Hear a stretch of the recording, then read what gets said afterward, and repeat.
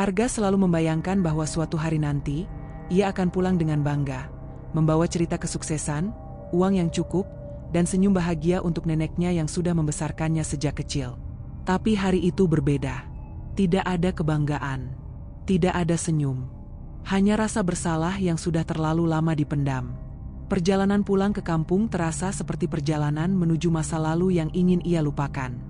Mobil travel yang ia tumpangi melaju pelan melewati deretan rumah-rumah tua dan pepohonan besar yang sudah berdiri sejak zaman ia bermain petak umpet bersama Raka, sepupunya yang dulu seperti saudara kandung sendiri. Nama itu muncul lagi. Raka.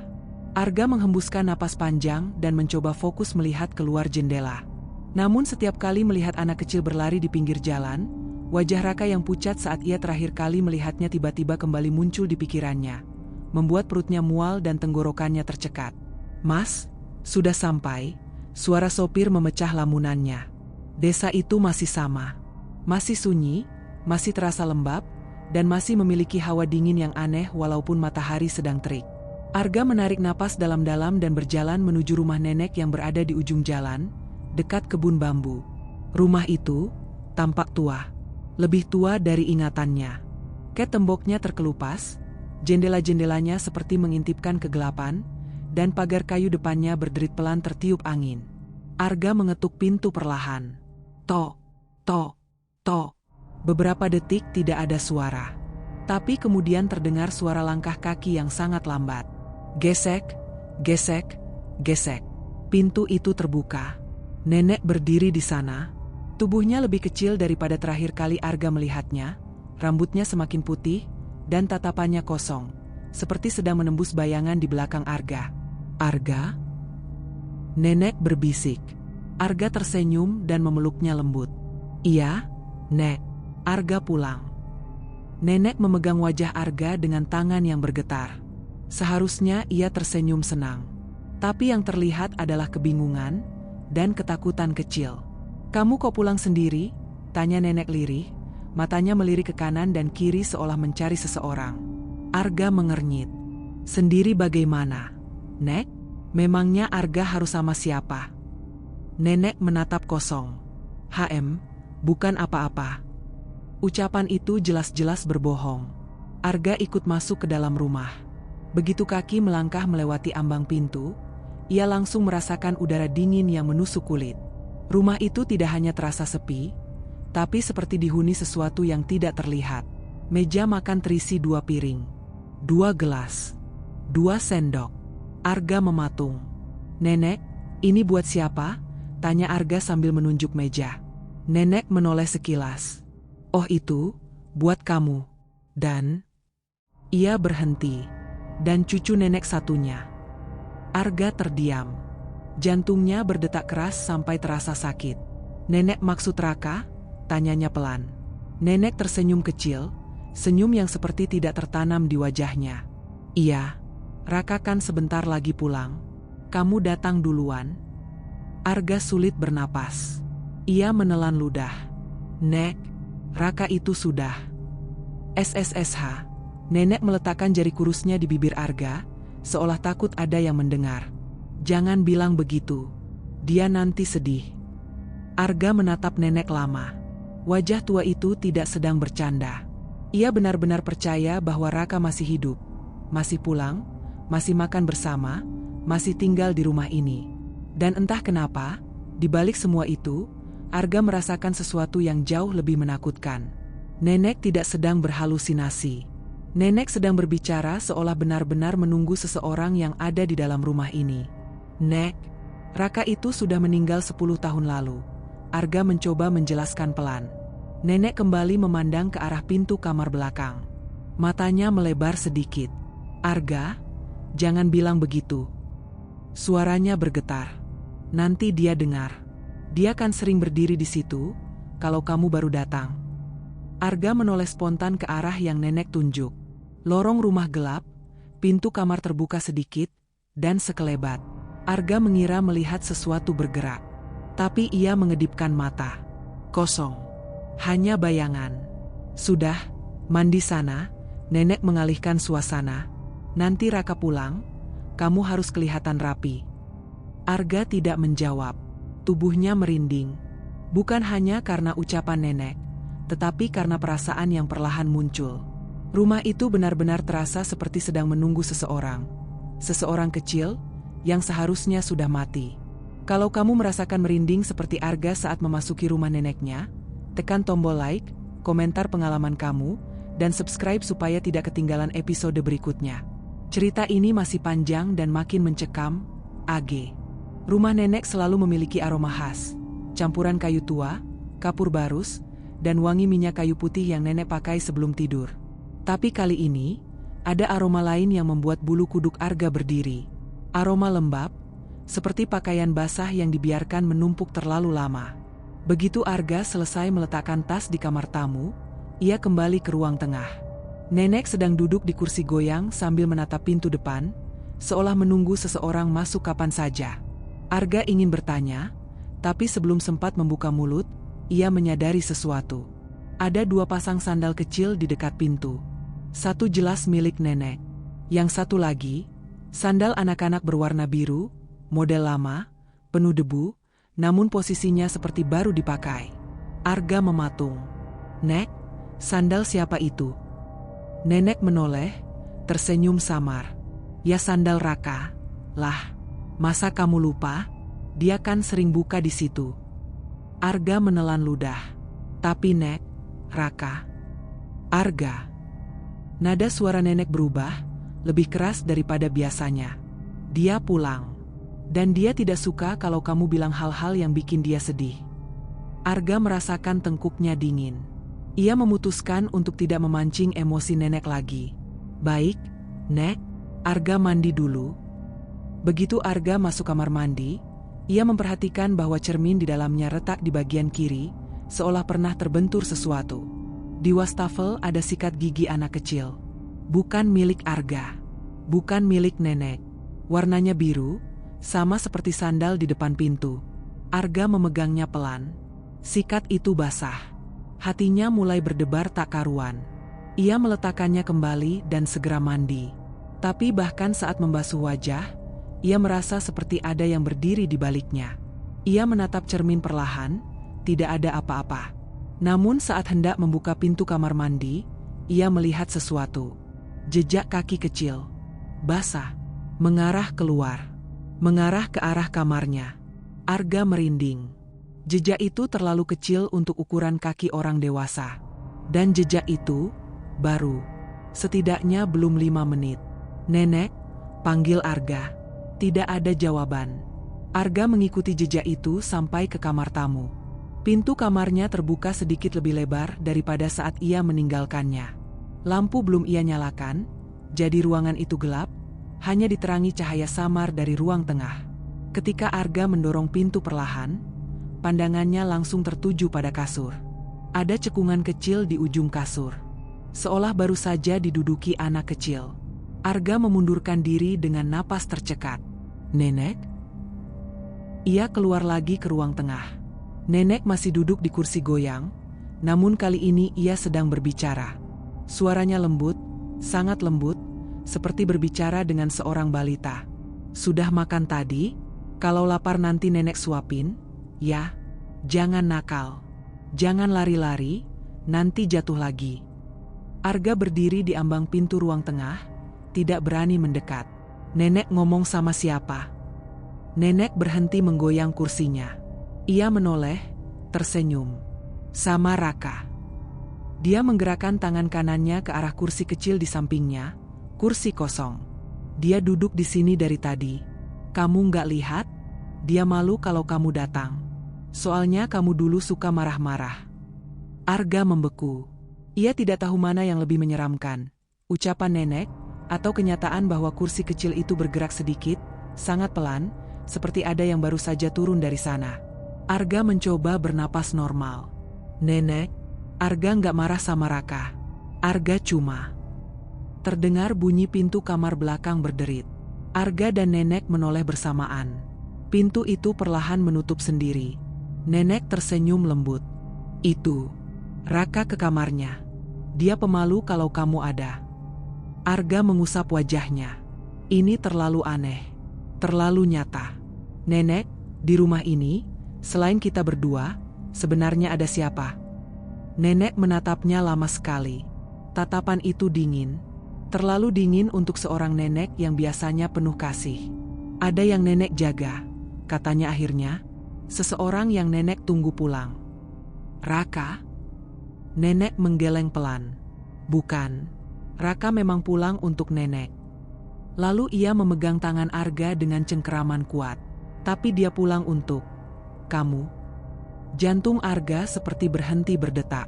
Dan sebelum Arga sempat bertanya lebih jauh, dari kamar belakang terdengar suara tawa kecil. Suara anak kecil, tawa yang tidak mungkin berasal dari orang hidup. Malam turun lebih cepat di desa ini. Langit baru saja berubah jingga, namun rumah nenek sudah gelap seolah matahari tak pernah masuk ke dalamnya. Arga menyalakan beberapa lampu, tapi cahaya kuning yang redup justru membuat bayangan-bayangan di sudut rumah terlihat semakin panjang. Nenek duduk di meja makan, menyiapkan 2 piring nasi, seperti biasa. Arga memperhatikan gerak-gerik nenek dari kejauhan. Tangannya gemetaran saat menata sendok. Ia berbicara pelan, hampir seperti berbisik. Raka, makan dulu. Kamu dari tadi lari-lari terus. Nenek capek nyariin. Arga menelan ludah. Ia mendekat. Nenek, buat siapa 2 piring itu? Ya buat kamu dan Raka, jawab nenek tanpa menoleh. Suaranya datar seolah hal itu sangat wajar. Nenek, Raka sudah tidak ada. Kali ini nenek berhenti menata piring. Ia memejamkan mata sebentar, menarik napas panjang. Arga, kamu selalu bilang begitu. Ia menatap Arga dengan mata yang penuh tanda tanya. Tapi kamu tidak lihat dia? Dia ada di sini, nak. Arga merasakan hawa aneh merayap ke punggungnya. Nek, Arga tidak melihat siapa-siapa. Nenek justru tersenyum. Senyum yang sangat lembut, tapi membuat Arga merasa tubuhnya semakin dingin. Ya wajar, dia malu sama kamu. Arga berdiri mematung ketika nenek memanggil pelan.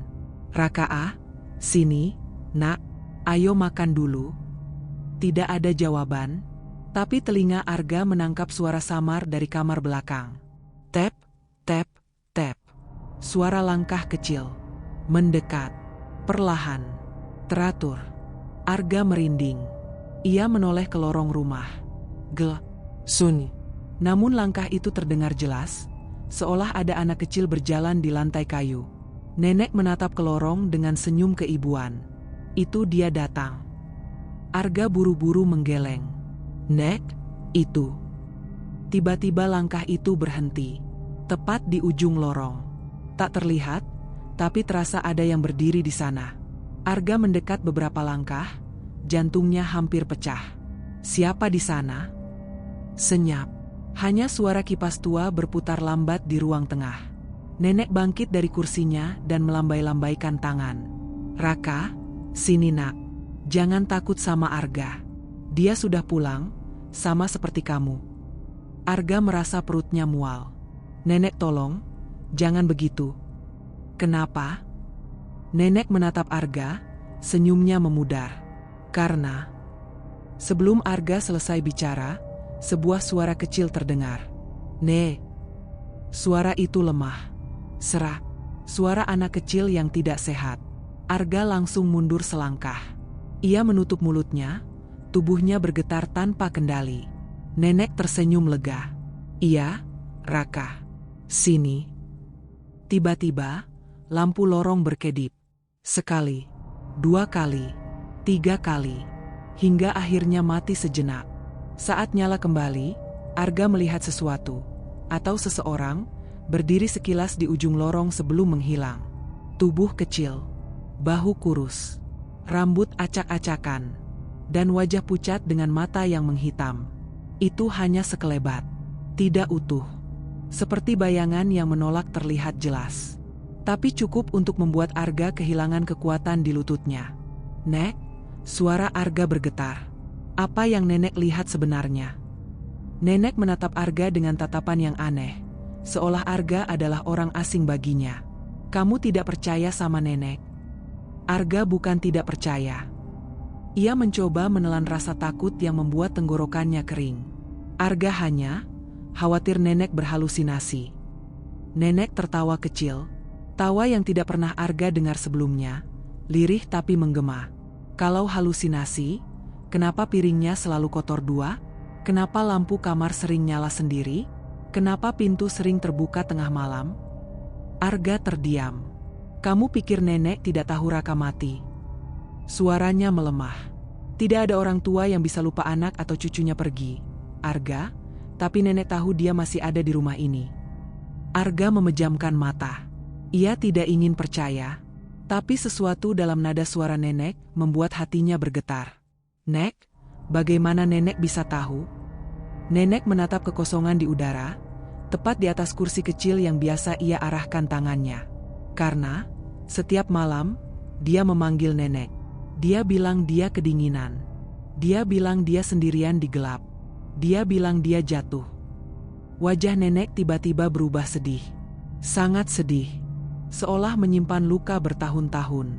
Dan dia bilang, dia menunggu seseorang. Siapa? Nek? Suara Arga hampir tak terdengar. Nenek perlahan menoleh ke Arga, matanya berkaca-kaca. Dia bilang, yang dia tunggu itu kamu, Arga. Hening. Benar-benar hening. Seluruh tubuh Arga seperti membeku. Dan saat ia berusaha menarik napas, terdengar lagi suara kecil dari ujung lorong. Arg. Setengah berbisik, setengah memanggil. Dan itu bukan suara yang datang dari dunia orang hidup. Malam itu, angin bertiup lebih kencang dari biasanya. Dedaunan bambu di samping rumah nenek menimbulkan suara gesekan panjang, seperti bisikan yang terus-menerus mengganggu pikiran. Arga mencoba tidur, namun matanya sulit terpejam. Terlalu banyak hal aneh yang terjadi hanya dalam satu hari kepulangannya. Ia memandang langit-langit kamar. Lampu redup bergoyang perlahan, diayun angin dari ventilasi. Sesekali, bayangan yang tercipta bergerak seperti tangan kecil yang merayap. Arga mencoba mengabaikan itu. Namun ketika jam menunjukkan hampir pukul 12 malam, suara itu terdengar lagi. Tap, tap, tap. Langkah kecil, ringan, namun jelas, seperti seseorang berjalan tanpa beban.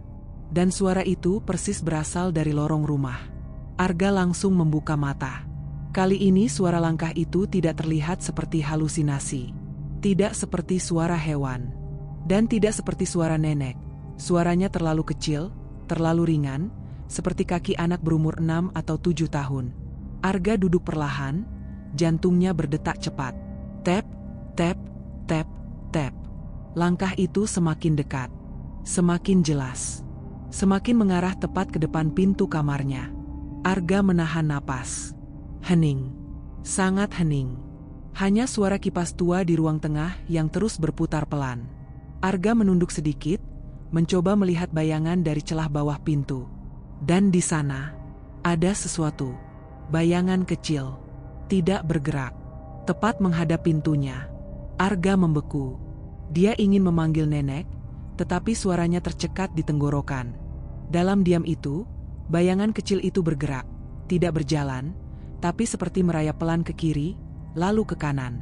Kemudian berhenti lagi. Siapa di luar? Arga berbisik. Tidak ada jawaban. Hanya suara napas kecil, sangat kecil, namun berbeda dengan napas nenek.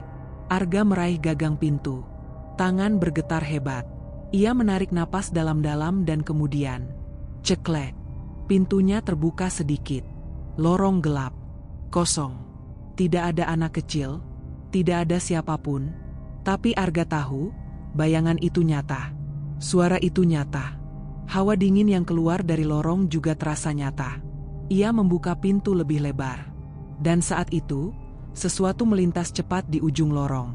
Seperti anak kecil berlari, tapi terlalu cepat. Seperti tidak menyentuh tanah. Arga terlonjak mundur. Nenek. Arga memanggil dengan suara parau. Tapi tidak ada suara dari kamar nenek. Ia melangkah ke lorong perlahan, jantung berdegup kencang. Setiap langkah terdengar bersamaan dengan derit lantai kayu yang tua. Sampai akhirnya ia tiba di depan kamar nenek. Arga mengetuk pintu. Nek? Tidak ada jawaban. Ia membuka pintu perlahan. Nenek sedang tidur menghadap tembok. Selimutnya rapih. Napasnya terdengar normal. Tidak ada tanda bahwa nenek sadar, apalagi berjalan atau membuat suara tadi. Arga menutup pintu lagi. Tapi saat ia hendak kembali ke kamarnya, ia mendengar suara lembut di belakangnya. Hehehe. Tawa kecil. Tawa yang sangat jelas. Tawa yang tidak berasal dari nenek. Arga membalikkan badan seketika. Lorong kosong. Tapi tawa itu terus terdengar, seperti berputar-putar di dalam rumah. Arga merasa tubuhnya gemetar tanpa kendali. Dan tiba-tiba, semua suara berhenti. Termasuk tawa. Termasuk kipas tua. Termasuk derit kayu. Seolah rumah itu menahan napas. Lalu, tap. Satu langkah kecil. Tepat di belakang Arga. Arga membalikkan diri dengan sangat cepat. Dan di sana, di ujung lorong, ia melihat sedikit dari wujud itu. Sebuah tangan kecil keluar dari balik pintu kamar belakang. Hanya tangan. Kurus. Pucat. Kukunya kotor seolah pernah terbenam di tanah. Tangan itu lalu menarik diri perlahan, masuk kembali ke balik pintu. Pintu itu menutup sendiri dengan gerakan lambat yang hampir tidak terdengar. Arga ingin lari. Ingin kabur dari rumah itu. Tapi kakinya tidak bergerak. Ia hanya bisa berdiri terpaku, napas terputus-putus, ketika dari balik pintu tertutup itu, terdengar suara kecil berbisik. Arg, M.A. Seolah memanggil namanya, atau mencoba mengucapkan sesuatu. Arga mundur perlahan menuju kamar. Begitu sampai, ia menutup pintu dengan cepat dan menguncinya. Untuk pertama kalinya sejak tiba, Arga benar-benar ketakutan. Bukan hanya karena ada yang berjalan di rumah itu. Bukan hanya karena suara tawa kecil yang tidak seharusnya ada. Tapi karena satu hal. Anak itu tahu nama Arga. Dan ia berjalan di rumah itu seperti kembali dari kematian. Pagi datang, tapi rasa takut tidak ikut pergi. Matahari bersinar cukup terang melalui celah-celah jendela, namun rumah nenek tetap terasa muram dan dingin. Seolah cahaya apapun tidak bisa benar-benar masuk ke dalamnya. Arga bangun dengan kepala berat. Tidurnya hanya beberapa jam. Itu pun penuh mimpi buruk. Suara langkah, tawa kecil, dan tangan pucat yang muncul dari balik pintu. Ia bangkit perlahan, mencoba menenangkan diri. Itu semua cuma bayangan, cuma capek. Gumamnya meski ia tahu dirinya sedang berbohong. Arga keluar kamar. Nenek sudah duduk di meja makan, menyeduh teh. Tapi ada hal yang membuat Arga berhenti, 2 cangkir teh. Salah satunya teh hangat, masih mengepul, diletakkan di kursi kecil di samping nenek. Nenek bikinin teh buat siapa? Tanya Arga, mencoba bicara senormal mungkin. Nenek menatapnya bingung. Ya buat Raka, lah. Dia habis main dari belakang. Katanya capek. Arga merinding. Nek, jangan begini terus. Nenek tersenyum lembut, seperti seorang ibu muda yang sedang menjaga anaknya. Kamu itu keras kepala, Arga. Kalau kamu benar-benar buka hati, kamu bisa lihat dia. Arga tidak menjawab. Ia memilih mengambil piring dan berpura-pura sarapan. Ia harus menenangkan nenek, sebelum kondisi nenek semakin parah, dan sebelum Arga sendiri makin tak sanggup tinggal di rumah ini. Saat makan, pandangannya tertarik pada sebuah lemari tua di sudut ruang tengah. Lemari itu penuh dengan bingkai foto keluarga. Foto lama. Foto masa kecil Arga dan Raka. Entah kenapa, hari itu lemari itu terasa memanggilnya. Arga berjalan pelan ke arahnya. Di sana, ada foto-foto yang ia ingat betul. Ia dan Raka bermain layangan, mandi di sungai, ulang tahun bersama. Tapi satu bingkai terlihat berbeda. Lebih kecil, warnanya kusam, seperti sudah lama tidak disentuh. Arga mengambil bingkai itu. Foto Raka. Foto terakhir sebelum ia meninggal. Raka tersenyum. Tapi senyum itu pudar. Matanya terlihat sayu. Wajahnya pucat. Dan tangan kecilnya menggenggam tangan nenek sangat erat, seolah tidak mau dilepas. Namun ada sesuatu yang membuat Arga merinding habis-habisan. Pada bagian sisi foto, samar-samar, ada bayangan seseorang. Seperti sosok anak kecil lain yang berdiri sedikit di belakang Raka. Tetapi tubuhnya terlalu gelap, terlalu samar, seolah bukan manusia, melainkan bayangan hidup. Arga menelan ludah. Ia membalik bingkai itu. Di belakangnya tertulis tulisan tangan nenek. Hari terakhir Raka tersenyum. Dia bilang ingin main sama Arga lagi. Jantung Arga serasa jatuh. "Nek," Arga memanggil pelan. Nenek mendongak dari kursinya. "Iya? Foto ini, nenek yang tulis?" Nenek mengangguk. "Itu foto waktu Raka pulang main sore-sore. Waktu dia bilang terakhir kali lihat kamu nir sungai." Arga menegang. "Sungai?" Ia hampir tidak bisa bicara. "Iya," jawab nenek, suaranya tiba-tiba berubah pelan. "Dia bilang kamu marah hari itu. Dia bilang kamu teriak-teriak. Dia bilang kamu dorong dia karena kamu rebutan sesuatu." Arga langsung memalingkan wajah. "Nenek." Suaranya pecah. "Itu cuma kecelakaan."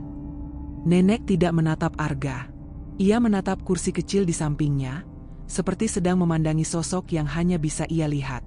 "Kamu yakin, Arga?" Nenek bertanya pelan, terlalu pelan. Karena setiap malam, dia bilang lain. Arga memejamkan mata kuat-kuat. Ia terlalu lama menghindari masa lalu itu. Terlalu lama menutup-nutupi kejadian yang sebenarnya. Dan kini, seolah masa lalu itu mulai kembali.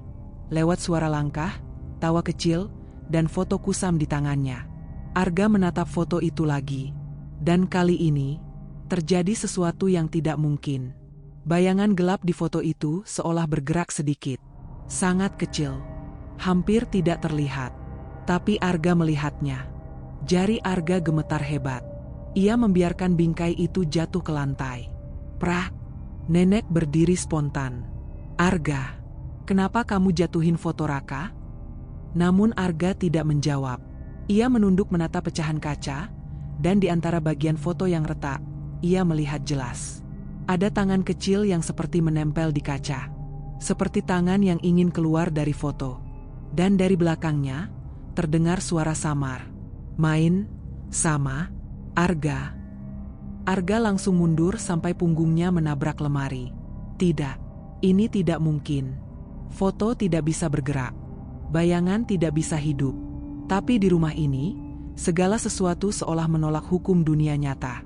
Dan yang paling menyakitkan dari semuanya adalah kenyataan bahwa Raka seolah benar-benar kembali. Bukan untuk nenek, bukan untuk rumah ini, tapi untuk Arga. Setelah kejadian dengan foto tadi, Arga hampir tidak bisa mengendalikan rasa takutnya. Ia menutup lemari dengan cepat, seolah menutupnya bisa menghentikan bayangan-bayangan yang ia lihat di kaca pecah itu. Hatinya berdetak begitu kencang sampai rasanya seperti ingin keluar dari tubuhnya. Nenek berdiri memandangi Arga dengan ekspresi aneh, campuran kekhawatiran dan sesuatu yang lain. Sesuatu yang seperti pengetahuan tentang hal-hal yang Arga tidak tahu. "Arga, kamu pucat sekali, Nak," ujar nenek pelan. Arga menelan ludah. "Nek, apa yang sebenarnya terjadi di rumah ini?" Nenek tidak langsung menjawab. Ia berjalan pelan ke arah kursi goyangnya, duduk, dan menatap ruang tengah yang kosong. "Nenek cuma menunggu," jawabnya. "Menunggu siapa?" Arga duduk di sampingnya, suara gemetar. Nenek tersenyum kecil, namun senyuman itu terasa salah. "Menunggu Raka pulang." Arga mengusap wajahnya dengan frustrasi. "Nenek, Raka sudah meninggal. Sudah lama." Nenek tahu itu. Nenek tertawa kecil, tawa yang tidak ada bahagianya. "Kamu pikir nenek lupa? Nenek tahu dia mati. Nenek lihat sendiri." Nenek menghentikan kalimatnya, matanya berkaca-kaca. Nenek lihat sendiri tubuhnya, dingin. Arga menahan napas. "Tapi dia pulang, Arga," nenek melanjutkan, suaranya pelan dan bergetar. "Anak kecil tidak pernah benar-benar pergi kalau mereka belum selesai." Arga merasa seluruh tubuhnya merinding. "Belum selesai apa, Nek?" Nenek menatap Arga dengan mata sendu, namun tatapannya terasa menembus dada. "Belum selesai dengan kamu." Arga menegang. Maksud nenek apa? Nenek tidak menjawab. Ia hanya menoleh ke lorong gelap. "Kalau kamu tidur, dia pulang," katanya lirih. Arga membeku. "Apa?" "Dia takut kalau kamu terjaga.